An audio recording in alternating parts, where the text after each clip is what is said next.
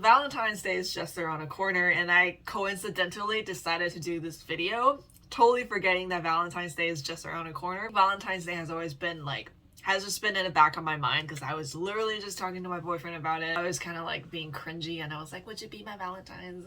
Because, you know, just because you're in a long-term committed relationship doesn't mean you should stop asking your partner to be your Valentine. So I thought that would be cute, but he was just like, okay. So what you're gonna see in this video, or how I'm gonna do this, is I'm going to just talk about the deck and why I picked it when it comes to like love and relationship readings, because I use each deck for different purposes under the umbrella of like love and relationship readings, but each one has like a different world that I go into, different types of questioning, that sort of thing. Like sometimes I would, you know, want to do more shadow work with the deck. Sometimes I want to do more inner child work. Sometimes I want to ask questions about my body image in the context of a relationship and things like that. So each deck kind of has a different lane, different types of questions that I tend to ask.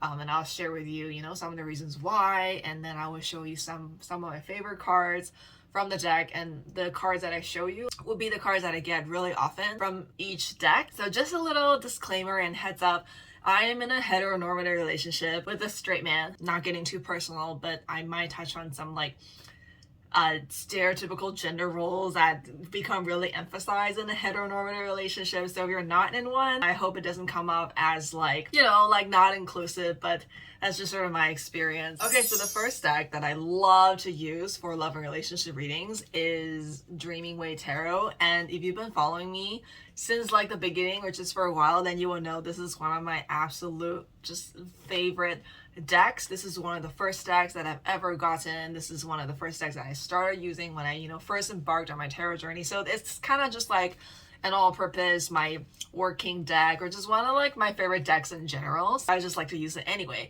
And the reason why I love using this deck for love and relationship readings is because, you know, like the artwork, the aesthetic, it's done by a Korean artist. The whole deck just seems like romantic K-pop fairy tale drama, and I just feel like this is such a perfect deck for dating in an urban setting, and it really allows me to kind of look at these characters and see myself embodied by them, and just feel like they're capturing the essence and some of the themes that come up in my urban romance, and I can just really see myself in them. These characters are also dressed very modern, it's very contemporary, so I just feel like it just kind of fits, you know, when you're talking about love. It has that romantic, idealistic, whimsical, you know, some fairy tale vibes, so it just fits perfectly, especially for someone like me. I really love fantasy, I love whimsical things, I love cute, you know, I love like cute cozy things, and this deck is kind of just like perfect, and it speaks my language, and it's one of the reasons why I really love it. And like I said, it's just one of my all-time favorite decks anyway, so that's why I picked it. The second deck that I love to use for love and relationship readings is the lovely Omens Tarot, and this deck is just pink aesthetics, sparkly paradise. I just love the art so much. Basically the background is like pink, and you get these black and white line art and details, and the images from this deck is very, very feminine, very girly, but not immature. You see a lot of like motifs such as cats and mugs, you know, just giving you that cozy, witchy, sparkly, magical vibes. And I just really love using this deck because it really helps me tap into my inner magical girl. And because of all the images, you also see wands and crystals and things like that. Even though it's very magical, very like otherworldly, this deck surprisingly, when I ask, you know, about love or relationships, it surprisingly gives me a lot of practical solutions. I think just because, like, you know, the motifs, like what I was saying, you know, the mugs and seeing the wands and crystals, it's almost like these little tools and little nuggets of wisdom that you can sort of utilize to solve the problems in your relationship. So for some reason, this deck always gives me very practical, grounding kind of like advice when it comes to love and relationship. The feminine figures portrayed in this deck, they just look so empowered and so gorgeous and so in their element, and there's absolutely no masculine figures in this deck, which, you know, I used to resent. Actually, you know, I wanted the deck to be balanced, to have feminine and masculine energy and figures, and I used to think that bypassing maleness in a deck was kind of problematic. Now I just feel like, oh, this is actually something I enjoy, because since I'm a woman in a heteronormative relationship with a straight man, it makes a lot of sense. It's actually great to not have any masculine images, because now I can just sort of look at myself and define myself in the context of a relationship with a man. There's a lot of like male gaze and male objectification that really just, you know, issues that come up that I kind of sort of have to work through when I first started dating. Being able to just focus on my feminine energy and me being a woman in the context of a relationship, that was just super helpful. Which leads me to my third deck for love and relationship readings. It is the Moon Void Tarot. It's also a pink aesthetic deck, also has line art, also has like pink background with just like black, white, and pink art on it.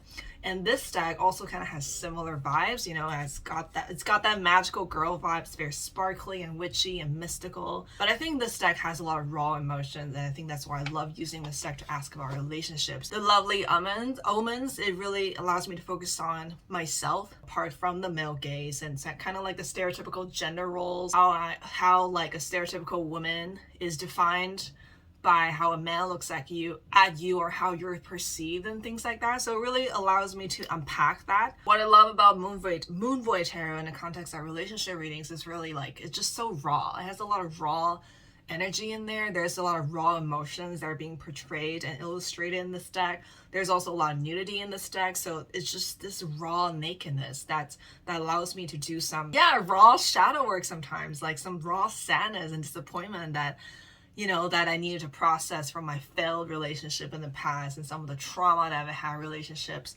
from the relationship in the past. And this deck is just like bring all that pain and then just putting it in forefront and just allowing me to process it, but also holding like a gentle but really firm space around it so I can process those feelings while feeling safe. It's just an amazing deck. Like, I just love the images in it. And speaking of nudity, I use this deck a lot to work through my body image issues. You know, I use this deck to explore body positivity, sensuality, sexuality, healing sexual wounds, and also just what it means to be beautiful, defining my beauty, defining how I express beauty, and not in terms of like me in the context of the male gaze. And this deck really allows me to tap into that. And this may sound separate from love and relationships, but I find that, you know, when I entered a relationship, and especially a healthy relationship, a lot of like worthiness issues came up, and a lot of that was also like, you know, worthiness in terms of how hot I looked or how effable that I presented, which has to do with the male gaze, which is super annoying. And this deck really helped me come to terms with that and really just be like, oh, I didn't know I had all these issues, I didn't know I had all these disappointment and pain around that, because I think some of these things don't really show up when you're not in a relationship with a man, with a straight man, that is, to have that deck hold space for me to process some of those things. And I just think that's really, really awesome. The fourth deck that I love to use for love and relationship readings is the Fairy Tale Tarot deck.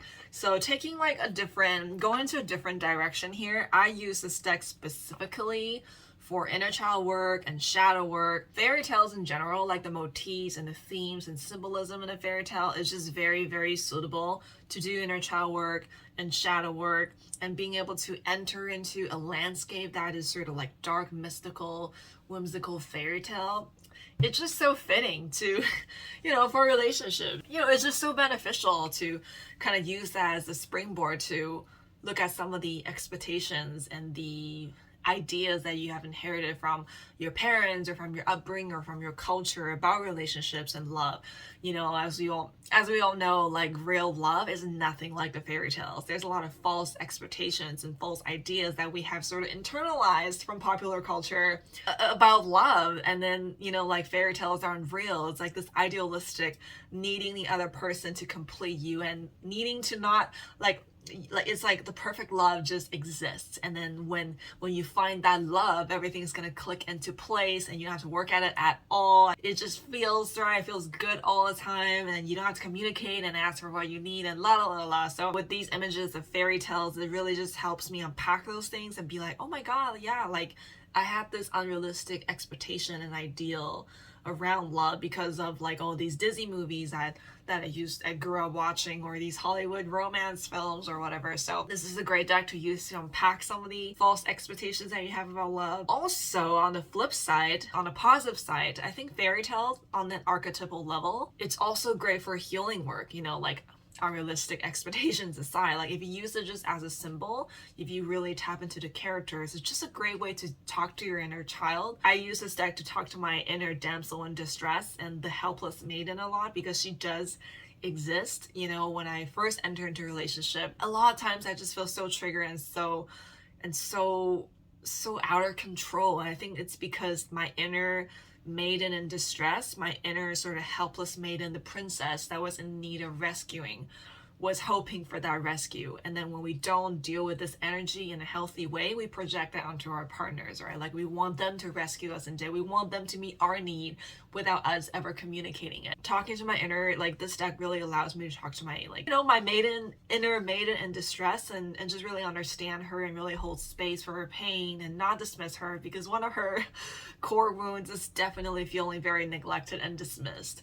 So this deck really allows me to kind of just get close to her and help her heal and be there for her, so she can go through like a positive, healthy transformation within, and she can become like her own queen. So I am rescuing her by being her knight in shiny armor on the inside, using fairy tale characters to kind of just like work through my inner child wounds and issues. It just has also been so helpful. So if you're really into that, like if you're really into fairy tales and kind of just talking to yourself and just imagining different parts of yourself as characters, I think this is a wonderful deck, especially in the context of love, because fairy tales are just so ingrained in our consciousness as like, you know, little episodes of what love looks like, what rescue looks like, what empowerment looks like, and what wish fulfillment looks like. You know, we all want love in some shape or form. Maybe you don't want a romantic relationship, or you don't want to seek that in a partner, but self-love and also love through having passion for a project or something. I mean, they're all different, but I think using the motifs of a fairy tale is just like a super fun thing to do, and it's also very, very effective. And that's why I love this deck. That's why I love using this deck to do love and relationship readings, especially for shadow work. Okay, last but not least, I have the Boo Tarot, and this is a ghosty deck. It just features this cute, adorable ghost, and it's not scary at all. I think the scariest card, I think it was like 9 of Swords or 10 of Swords, and I'll show like, you know, like I'll show you a clip of it. It's not even scary, right? It's just this cute ghost deck that pulls at your heartstrings. And I also use this deck for shadow work when I'm asking about relationships. I use it to explore my core wounds, you know, feeling emotionally neglected, feeling like a ghost, people pleasing, giving up parts of myself to make the other person feel comfortable, kind of phasing out, becoming a ghost, even though I'm still like here having a physical body, but I'm like not in my body. I'm sort of like a ghost, a little spirit on the side. You know what I'm talking about, right? Especially if you've had relational trauma. I think that's a very common thing to experience, especially when you enter a new relationship. So I use this deck a lot for that, you know, just to hold gentle space for my inner ghosties when she's phasing out, when she feels like she's invisible and disappearing and doesn't have a voice, when my neglect wounds gets activated. I love to use this deck to kind of talk to that part of myself and just work through those issues and just really find comfort in these cute ghosts. They're just so cute. It's impossible to hate them, because I think like when we're working through our relationship triggers and wounds, it's like, I think it's really easy for us to want to maybe admonish that part of us and be like, don't be here because I want to heal and you're holding me back. But that's actually us being abusive towards ourselves, if you think about it. Like, would you say that to a child or a friend who's going through some tough stuff? Like, you wouldn't tell them to go away, right? Like, you would do your best to support them. And I think sometimes we do that to ourselves on our journey of healing. Like, we say to the negative parts of ourselves, or we say, like, we tell the wounded parts of ourselves, we call them negative and we want to get rid of them. But that's not what healing is. Healing is actually accepting and loving all those parts of ourselves, because that's what they went through. You know, people told them to shut the F up, and then that they don't deserve to take up space. And sometimes we do that to ourselves. So this deck is really just like such a gentle, amazing, insightful, whimsical, cute, loving deck, just reminding me at least to not do that, to not shun the part of me that feels neglected, to not neglect the part of me that feels neglected, to not be like, I don't want you here because I want to heal and move on and not be triggered, so you should go away. That's actually like not healing at all. I don't know, it just really helps me get into my mentality of like being self-loving instead of self-dismissing or self-hating or self-abusing. So that's why I love using this deck to ask about relationship readings and stuff. So